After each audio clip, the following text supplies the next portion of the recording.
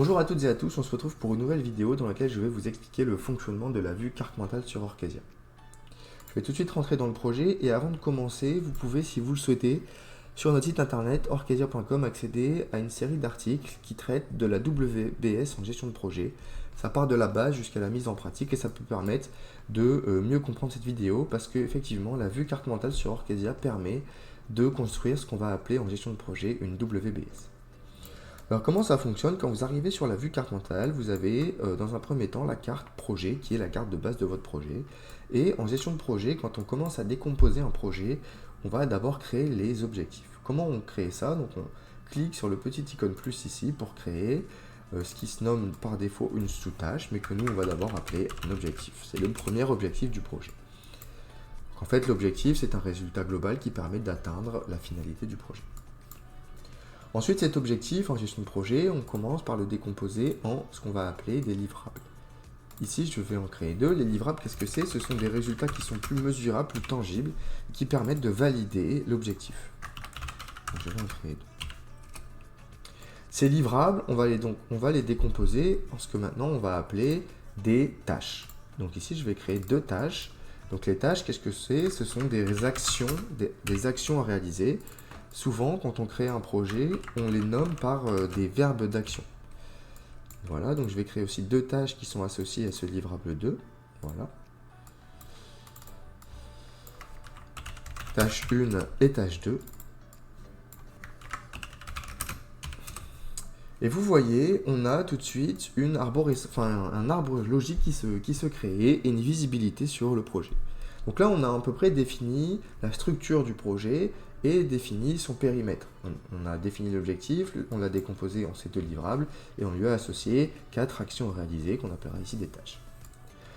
Donc ça, c'est pour un aspect un peu plus macroscopique. Maintenant, on va rentrer un peu plus dans le détail, c'est-à-dire les petites fonctionnalités qu'il y a dans cette vue qui permettent d'améliorer la construction. Ici, vous pouvez voir, quand on passe la souris sur la carte, on a un petit menu qui se soulève dans lequel il y a différentes options. On a d'abord l'option supprimer la tâche, qui permet ici, si je clique, de supprimer la carte. On a ici un changement de couleur qui peut être très bien pour la visualisation. Donc en cliquant et en choisissant la couleur, vous voyez qu'on a les tâches qui viennent de la même couleur. Voilà. Et ici, on a un bouton de détail de la tâche. Alors ça, je ne vais pas trop rentrer dans le détail, parce qu'en fait, c'est une vidéo à part entière. En fait, quand vous cliquez dessus, ça ouvre cette fenêtre. Et cette fenêtre permet de modifier plein de choses sur la tâche, de mettre des commentaires, de rajouter des tableaux personnalisés, de mettre des rappels, de changer la date, etc.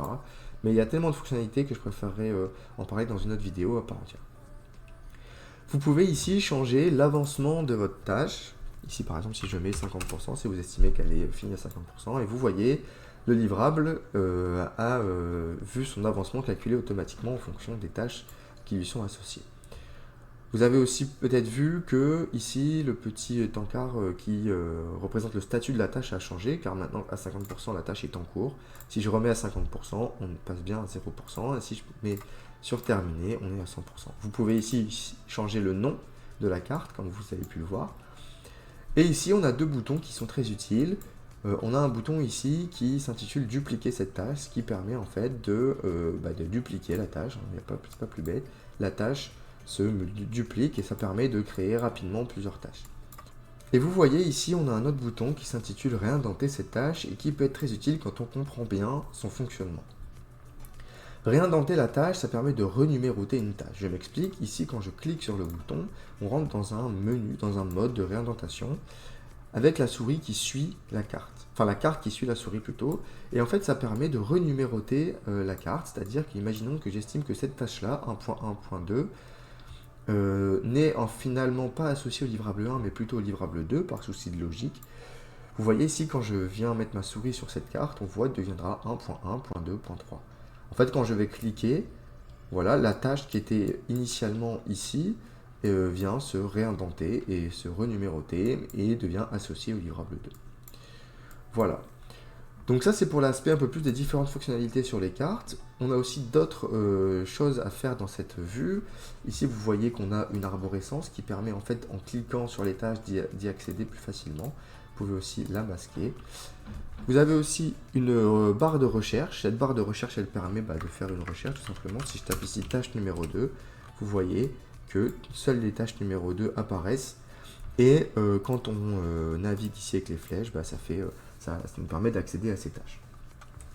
On a aussi ici 3 petits boutons, donc ici donc je vais supprimer la recherche, ce bouton là qui permet de fit votre carte mentale, et on a aussi un bouton de zoom et un bouton de dézoom, voilà.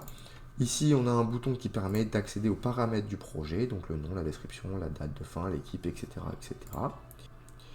Voilà. Dernière chose, dans cette carte mentale, on a une fonctionnalité d'intelligence artificielle qui permet de vous aider à prédire les tâches à réaliser. Ici, quand je clique sur prédire avec l'IA, on va avoir un petit moment de chargement. Et vous voyez qu'on ça a consommé un crédit IA dans votre espace de travail. Et l'IA nous a proposé 5 tâches différentes que vous pouvez accepter ou non en les cochant. Bon, évidemment, là, la prédiction s'est faite sur aucune base, car les autres tâches autour n'ont pas de nom, mais l'IA se base sur les tâches qui sont déjà mises et les tâches qui sont les livrables et les objectifs précédents. Ici, par exemple, si je veux rédiger le contenu du livrable et réaliser une revue de qualité interne, je coche ces prédictions d'IA, et dans le petit encadré ici, je peux valider la sélection, et vous voyez, les tâches viennent se créer sur le livrable 1.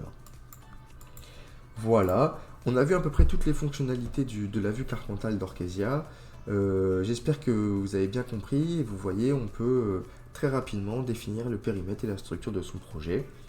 Vous pouvez, si vous voulez savoir plus sur ces fonctionnalités, tester directement sur Orchesia en vous rendant sur orchesia.com. Vous pourrez profiter de l'essai gratuit de 30 jours en créant votre compte et pouvoir commencer à construire vos projets dans cette vue carte mentale.